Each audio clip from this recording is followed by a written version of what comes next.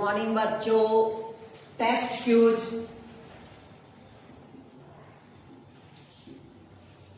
Fuse online coaching classes में आपका स्वागत है। तो अपन जो आज देखने जा रहे हैं वो नीट का क्वेश्चन पेपर के हिसाब से आज मैं आप लोग को पढ़ाने जा रहा हूँ।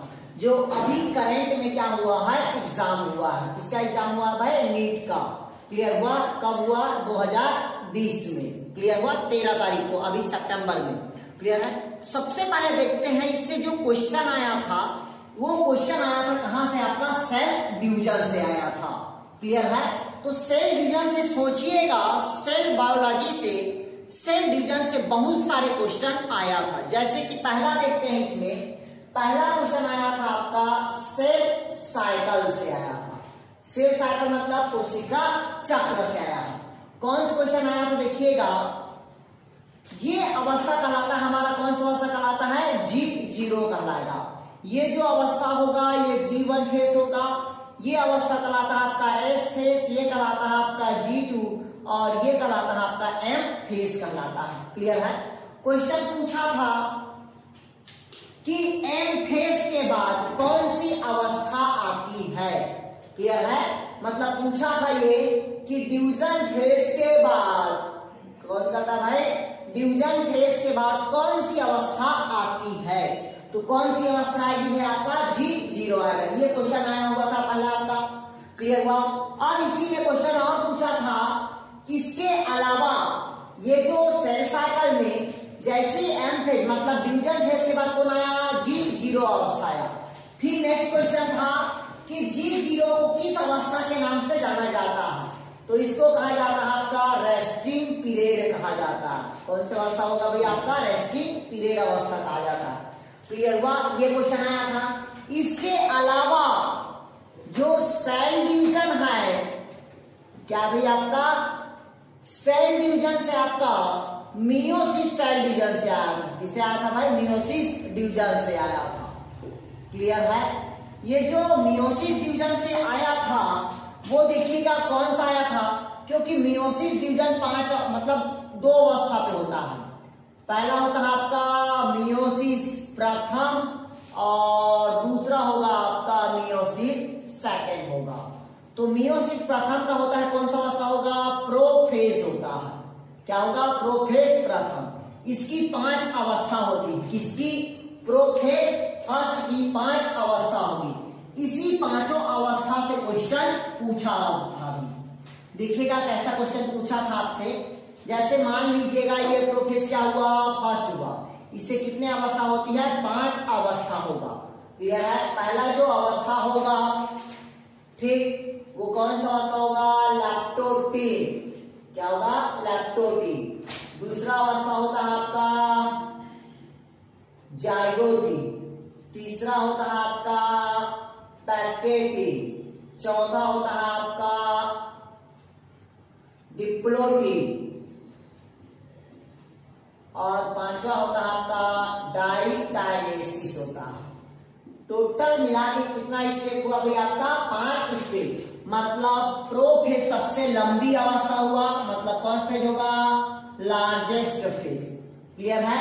क्वेश्चन ये पूछा था कि ये मैच करने के लिए दिया था, कॉलम मैच करने के लिए दिया था कि लैक्टोटीन, जाइगोटीन, पैकेटीन, डिप्लोटीन और डाइकाइनेसिस। क्लियर हुआ? तो लैक्टोटीन में क्या बनता भाई? आपका बीड लाइक स्ट्रक्चर बनेगा। क्या बनेगा भाई? बीड लाइक स्ट्रक्चर मतलब मोती के माला के समान क्या होगा? इसकी संरचना होगा।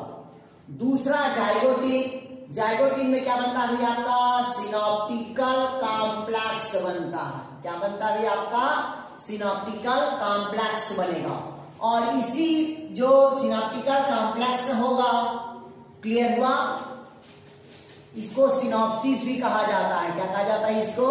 सिनॉप्सिस। या इसी अवस्था को क्या कहते हैं भाई? बाइवैलेंट कहते हैं। क्या कहते हैं इसको?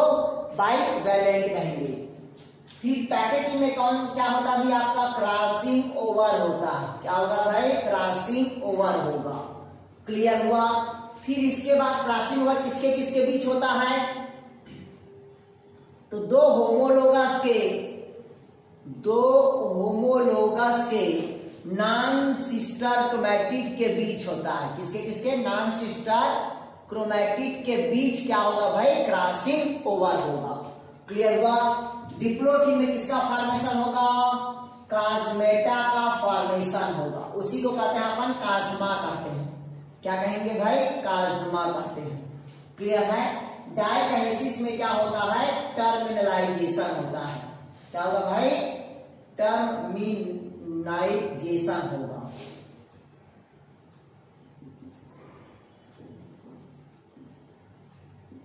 क्या होगा भाई? टर्मिनाइजेशन होगा।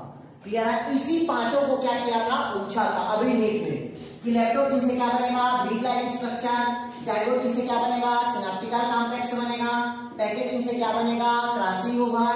डिप्लोटिन से क्या बनता है आपका? कास्मेटा। डायकाइनेसिस से क्या बनेगा? टर्मिनाइजेशन देगा। क्लियर है? इसी को उल्टा पुल्टा कर दिया था। ठीक है? और ये क्वेश्चन हर साल इससे क्वेश्चन आता ही है। इसके अलावा इसको याद करने का, लेप्टोप्टिन मतलब क्या हो जाएगा? लाली। जाइगोटिन मतलब क्या हो जाएगा? जरा। पैकेटिन मतलब क्या हो जाएगा? पानी।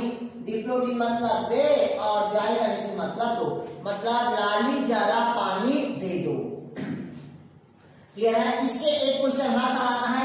इसके अलावा देखिए अभी तक एक क्वेश्चन हम पढ़ा है, सेल डिवीजन के बाद कौन सा आता है? तो G0 अवस्था, इसको पूछा। दूसरा ये क्वेश्चन को पूछा था।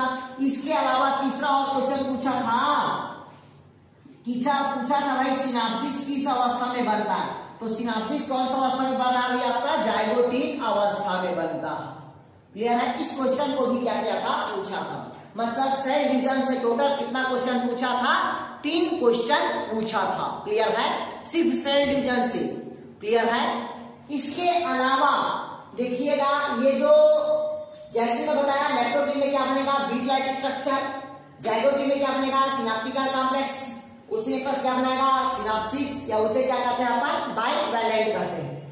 पैकेटिन में क्या होगा? Crossing over. किसके किसके बीच हुआ? 2 होमोलोगस के नॉन सिस्टर क्रोमैटिड के बीच क्या होगा? क्रॉसिंग ओवर होगा। अगला क्या होगा? डिप्लोटिन। तो जिस जगह पे क्रॉस होगा वहां पर किसका फॉर्मेशन होगा? कास्मेटा का फॉर्मेशन होगा। अगला क्या कहता है? डायकाइनेसिस। डायकाइनेसिस मतलब क्या होगा? टर्मिनलाइजेशन होगा। क्लियर है? ये क्वेश्चन पूछा है। इसके अलावा पूछा था कि सिनाप्सिस कहां बनता है? तो जाइगोटिन अवस्था में बनता है। सिनाप्सिस मतलब ये होता है कि ये क्रोमोसोम है और इसी में आके दूसरा क्रोमोसोम आके क्या हो जाएगा? वो अटैच हो जाता है। जब 1 से 2 बना तब इसे क्या कहते हैं भाई? अपन बाइवैलेंट कहते हैं। और इसी को ही अपन क्या कहते हैं भाई? सिनाप्सिस कहते हैं। और जब बहुत ज्यादा जुड़ जाता है इस कारण इसको सिनेप्टिकल क्या कहते हैं? कॉम्प्लेक्स कहते हैं। क्लियर हुआ यहां तक? क्या इसके अलावा और देखते हैं क्या क्या क्वेश्चन इससे पूछा था। क्लियर हुआ?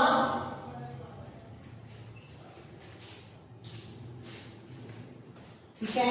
अब देखते हैं इसी से क्वेश्चन और पूछा था कि वो उससे पूछा था क्या बोलते हैं भाई? मैचुरेशन साइकिल वाला। मतलब उसे कहते हैं अपन oogenesis से क्वेश्चन पूछा था। किससे क्वेश्चन पूछा है भाई? आपका oogenesis से, मतलब ओवम का फॉर्मेशन से पूछा। इससे क्वेश्चन पूछा है oogenesis से। oogenesis मतलब होता है ओवम का फॉर्मेशन। इससे क्या क्वेश्चन पूछा था? ध्यान से सुन लीजिएगा कि जो ओवम होता है उसका ओव्यूलेशन कब होता है? ओव्यूलेशन कब होता है? तो जो ओव्यूलेशन होगा वो कब होगा भाई? आपका मियोसिस सेकेंड विभाजन के बाद, मतलब सेकेंड डिवीजन के बाद क्या होगा? ओवम का ओव्यूलेशन। इसी क्वेश्चन को पूछा था कि ओवम का ओव्यूलेशन कब होता है? पहला दिया था मियोसिस सेकेंड डिवीजन के बाद, मियोसिस फर्स्ट डिवीजन के बाद। इसमें दोनों दिया था। क्लियर है? इस प्रकार से क्या दिया था इससे क्वेश्चन? तो ओवम का ओव्यूलेशन का होगा मियोसिस सेकेंड डिवीजन के बाद। कैसे होगा इसको देखिएगा। कहता है oogenesis, मतलब ओवम के फॉर्मेशन को ही अपन क्या कहते हैं भाई? oogenesis कहते हैं। ये क्वेश्चन मैं आप लोग को पढ़ाया हूं। क्लियर है? ह्यूमन रिप्रोडक्शन में। ठीक है? क्या पढ़ाया था भाई आप लोग को? ओवम के जेनेसिस, मतलब ओवम के फॉर्मेशन को क्या कहते हैं भाई? oogenesis कहते हैं। क्लियर है? सबसे पहले बताया था ये 2n कोशिका होगा। इन 2n कोशिका में क्या होगा? कोशिका का विभाजन होगा। जब कोशिका का विभाजन हुआ तो ये 2n कोशिका बनते जाएगा और 2n से 2 से कितना बन गया आपका? 4 क्वेश्चन। 4 से कितना होगा? 8। ये पहली अवस्था बताया था आप लोग को मैं, मल्टीप्लीकेशन। कौन सा अवस्था बताया था भाई? मल्टीप्लीकेशन। ठीक, मल्टीप्लीकेशन में से कोई एक ग्रोथ कर लेता है, तो जब ग्रोथ करता है इसको क्या कहते हैं भैया? अपन प्राइमरी oocytes कहते हैं। क्या कहेंगे इसको? प्राइमरी oocytes कहते हैं। क्लियर हुआ? ये जो प्राइमरी oocytes में फर्स्ट मियोसिस डिवीजन होगा। क्या होगा भाई आपका? First meiosis division. ध्यान से सुनिएगा यही बात। कौन सा डिवीजन हुआ भाई? फर्स्ट मियोसिस डिवीजन हुआ। क्लियर हुआ? ये बना आपका 2n, ये भी बना 2n। अब यहाँ पर से क्या बना? एक मैच्योर क्या बना भाई आपका? ओवम बना। जो हैप्लॉइड होगा ये भी n होगा और ये भी क्या होगा? n और n होगा। क्लियर है? यहाँ पर जो हुआ वो सेकंड मियोसिस डिवीजन हुआ। इसी क्वेश्चन को पूछा था कि ओवम का ओवुलेशन किस दौरान होता है? तो सेकंड मियोसिस डिवीजन के बाद ही क्या होता है? ओवम का ओवुलेशन होता है। ये कहलाता है आपका सेकेंडरी oocytes। क्या कहलाएगा भाई? सेकेंडरी oocytes कहलाएगा। क्लियर है? ये पूरे मल्टीप्लिकेशन हुआ। ये जो अवस्था होगा वो ग्रोथ फेज होगा और नीचे वाला पूरा कौन होगा भाई आपका? मैच्योरेशन फेज होगा। मैच्योरेशन मतलब परिपक्वता अवस्था होगा। इसी क्वेश्चन को पूछा था आपका। क्लियर हुआ? इसके अलावा जो और क्वेश्चन पूछा था इधर देखिएगा। क्लियर हुआ? इसके अलावा और कहां क्वेश्चन पूछा था देखिएगा।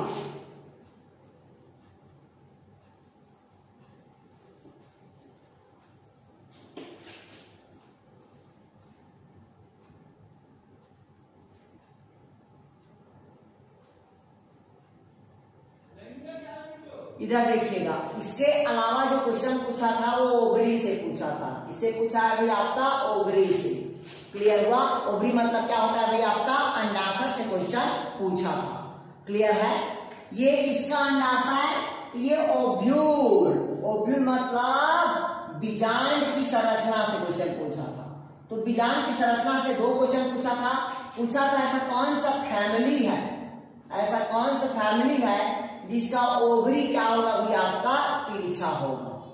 क्या होगा भाई? ओवरी तिरछा। तो किसका ओवरी तिरछा रहता है भाई आपका? सरसों का। मतलब ये कौन सी फैमिली से बिलोंग करता है आपका? ब्रेसिकेसी फैमिली से। कौन सी फैमिली से होगा भाई? ब्रेसिकेसी। या इसी को कहते हैं आपका क्या कहते हैं?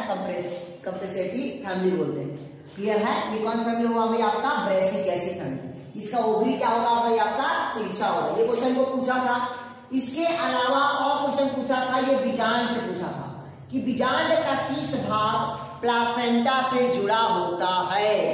ठीक, तो ये कहां पास से जुड़ा रहता है भाई आपका? फ्यूनिकल से। और फ्यूनिकल के ऊपर हाइलम से क्या रहता है? ये अटैच होता है। इसी आंसर को पूछा था। इससे पूछा था भाई आपका बीजांड का किस भाग फ्यूनिकल से अटैच होता है? तो वो आपका हाइलम भाग से। क्लियर हुआ? ये क्वेश्चन को आपको क्या किया था? पूछा था। ये सब मैं पढ़ाया हूं आपको। ठीक है? इसके अलावा और जो पढ़ाया हुआ हूं उससे कहां से क्वेश्चन पूछा है देखिएगा। अगला क्वेश्चन पूछा है आपका पॉलिनेशन से क्वेश्चन पूछा है। इससे क्वेश्चन पूछा है भाई पॉलिनेशन से। देखिएगा पॉलिनेशन से कैसा क्वेश्चन पूछा है आपका?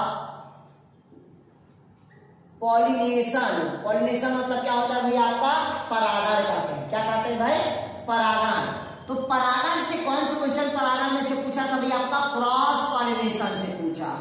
किससे क्वेश्चन पूछा है आपका? क्रॉस पॉलिनेशन से। मतलब पर परागण से क्वेश्चन को पूछा है। कौन से क्वेश्चन को पूछा है? तो क्रॉस पॉलिनेशन पता है कि एक परिपक्व पुष्प का पराग पुष्प से पराग का निकलकर दूसरे पुष्प के वर्तिकाल पर जाकर गिरना क्या कहलाता है? आलोगेमी। जबकि दूसरी जाति के पुष्प पर जाकर गिरना वो कहलाता है क्या कहलाएगा भाई आपका? जीनोगेमी कहलाएगा।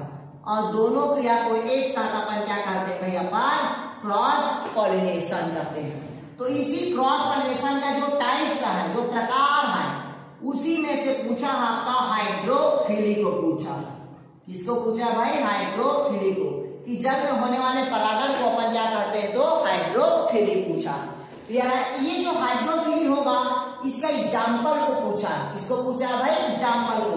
कि पूछा इसमें जलकुंभी में, इसमें जलकुंभी में और वाटर लिली में, इसमें भाई वाटर लिली में परागण किसके द्वारा होता है? तो देखिएगा जलकुंभी में और वाटर लिली में परागण किसके द्वारा होता है? तो आपको पता है इसके द्वारा हो रहा है भाई आपका जल के द्वारा हो रहा है। जल के द्वारा हो रहा है मतलब क्या होगा भाई, वो हाइड्रोफिली होगा। क्लियर हुआ? ये क्वेश्चन को पूछ चुका है यार, अभी करंट में पूछा, अभी जो 13 तारीख एग्जाम हुआ है ना नीट का, उसमें पूछा है। क्लियर हुआ? अब इसके अलावा देखिएगा अभी जो और क्वेश्चन इससे पूछा हुआ है वो देखिएगा कौन से क्वेश्चन को पूछा है। ठीक है, मैं अभी 11th क्लास में एक चीज पढ़ाया था, उससे भी क्वेश्चन पूछा है। कौन से क्वेश्चन को पूछा है कि ऐसा कौन सा यूनिसेलुलर है, कौन सा भाई आपका यूनिसेलुलर जीव है, ठीक है, जिसमें अधिक मात्रा में क्या पाया जाता है, आपका प्रोटीन पाया जाता है।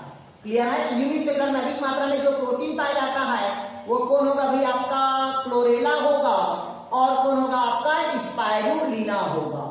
क्लियर है? कौन होगा आपका स्पाइरुलिना। ये दोनों ऐसा है कि दोनों कौन सा है आपका यूनिसेलुलर है, एक कोश की जीव है, और दोनों में अधिक मात्रा में क्या पाया जाता है, प्रोटीन पाया जाता है। ये क्वेश्चन को भी पूछा है। क्लियर हुआ? क्वेश्चन पूछा था ऐसा कौन सा एक कोश की जीव है जिसमें अधिक मात्रा में प्रोटीन पाया जाता है। 4 ऑप्शन दे दिया था, पहला कौन होगा क्लोरेला और दूसरा कौन होगा आपका स्पाइरुलिना। दोनों को एक साथ दिया था, तीसरा ऑप्शन क्या होगा आपका एग्जैक्ट सही होगा। क्लियर हुआ? इसके अलावा जो और क्वेश्चन पूछा था वो देखिएगा कौन सा क्वेश्चन है।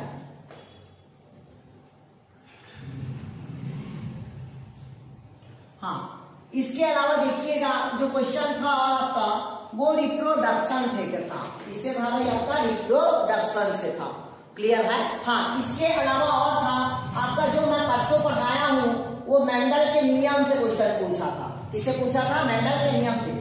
मेंडल के नियम से ये पूछा था कि मेंडल ने प्लांट के स्टेम में कितने कैरेक्टर को देखा, तो एक कैरेक्टर को देखा था। इसी क्वेश्चन को पूछा था कि मेंडल ने मटर के प्लांट में कितने कैरेक्टर देखा है, तो एक उसका क्या होगा, डोमिनेंट होगा, और एक उसका क्या होगा आपका रिसेसिव होगा। टोटल स्टेम में कितना देखा भाई आपका, एलिल अगर पूछे तो 2 होगा, एक डोमिनेंट का और दूसरा क्या होगा आपका रिसेसिव का होगा। ये क्वेश्चन को भी अभी क्या किया भाई आपका पूछा है करंट में। ठीक है, तो बाकी अपन देखेंगे कल से आपको सिलेबस वाइज नीट का क्लास लिया जाएगा। ठीक, इसके साथ साथ आपको 12th का क्लास में भी दिया जाएगा। ओके दोस्त, थैंक यू।